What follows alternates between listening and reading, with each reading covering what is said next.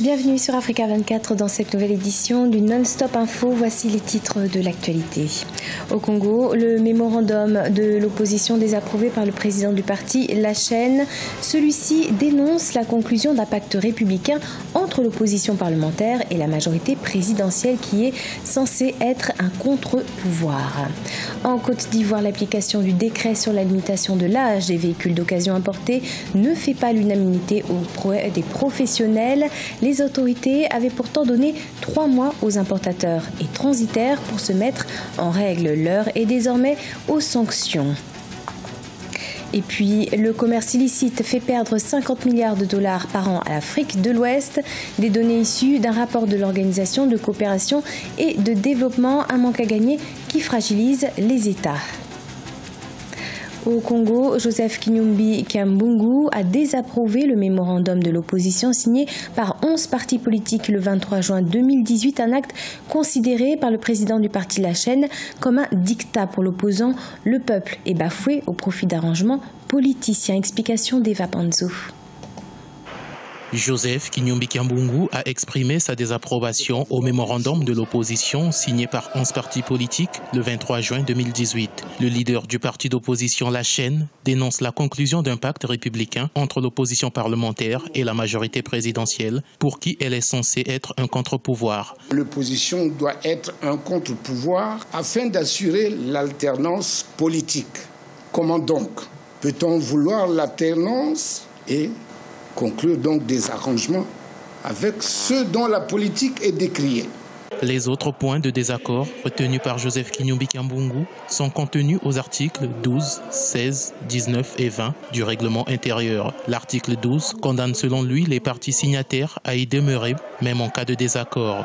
Pour les observateurs de la vie politique, la loi sur le statut de l'opposition pose problème. Surtout l'article 20 qui réellement pose un certain nombre de problèmes du point de vue de restriction des libertés des partis de l'opposition. Est-ce que le statut de l'opposition donne le droit au chef de l'opposition de réguler les engagements politiques des membres de l'opposition? Je ne pense pas, puisque ce n'est qu'une coalition. Selon le leader de La Chaîne, le mémorandum de l'opposition parle d'un pacte qui n'engage et ne se limite qu'aux 2 blocs politiques que sont la majorité et l'opposition, au détriment de la société civile, du peuple congolais et d'autres acteurs de la vie nationale. L'ancien candidat à la présidentielle de 2016 avait déjà émis ses observations avant l'adoption du mémorandum.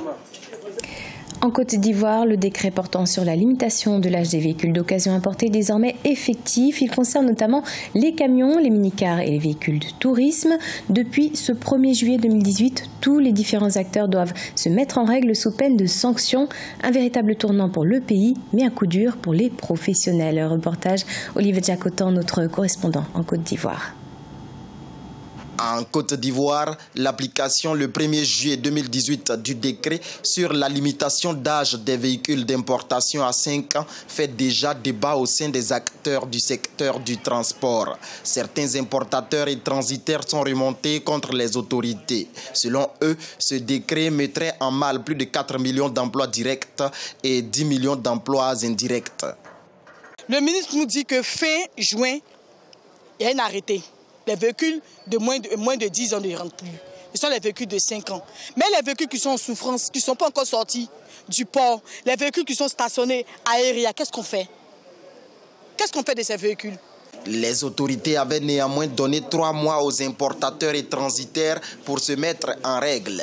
Mais le récent scandale du guichet unique automobile sur l'affaire de dédouanement frauduleux de plusieurs véhicules a ralenti la procédure. Une situation qui n'empêche pas les autorités à appliquer le décret dès le 1er juillet 2018. Nous allons donc évaluer les choses, travailler ensemble pour faire en sorte que notre pays, à l'instar de d'autres, réussisse cette opération, qui est importante pour nous tous en termes de santé, qui est importante pour nous tous en termes de sécurité routière. Et je pense que c'est quelque chose que nous allons réussir ensemble. Donc nous allons faire la mise en œuvre et nous allons faire des évaluations régulières avec les uns et les autres. Le gouvernement n'est pas là pour sanctionner, le gouvernement n'est pas là pour faire en sorte qu'il y ait des difficultés. Le secteur de l'automobile est en pleine expansion en Côte d'Ivoire avec 55 800 véhicules vendus dans le pays en 2017, dont 9 800 véhicules neufs et 46 000 d'occasion. En Afrique de l'Ouest, le commerce illicite fait perdre chaque année 50 milliards de dollars dans cette zone. Des flux financiers qui fragilisent les États et entravent leur développement. C'est pourquoi les 15 États membres de la CEDEAO comptent mutualiser leurs efforts en vue de lutter contre les trafics. Reportage Eladine Diaye, notre correspondant au Sénégal. 50 milliards de dollars, c'est ce que génèrent les activités du commerce illicite chaque année en Afrique de l'Ouest, selon l'OCDE, l'Organisation de coopération et de développement économique. Outre ces effets qui déstabilisent les économies de ces pays, le commerce illicite a été identifié comme une source majeure de financement du terrorisme. Je pense qu'aujourd'hui, il faut absolument mettre en place des mécanismes à la fois de contrôle pour stopper et diminuer, en tout cas supprimer même totalement ce commerce illicite qui est vraiment qui gangrène nos économies, qui sont fragiles et des populations très vulnérables et qui risquent dans des dérives terroristes. Certains chercheurs considèrent que l'Afrique de l'Ouest est aujourd'hui l'une des régions les plus vulnérables du monde à cause du commerce illicite. C'est pour cela que les 15 États membres de la CEDEAO comptent mutualiser leurs forces en vue de lutter contre le commerce illicite à travers le groupe intergouvernemental d'action contre le blanchiment d'argent en Afrique de l'Ouest. Au niveau de cette structure-là, tous les flux financiers font l'objet de surveillance pour pouvoir détecter les flux qui sont liés au trafic des drogues, également au commerce illicite, pour pouvoir mettre fin à cela.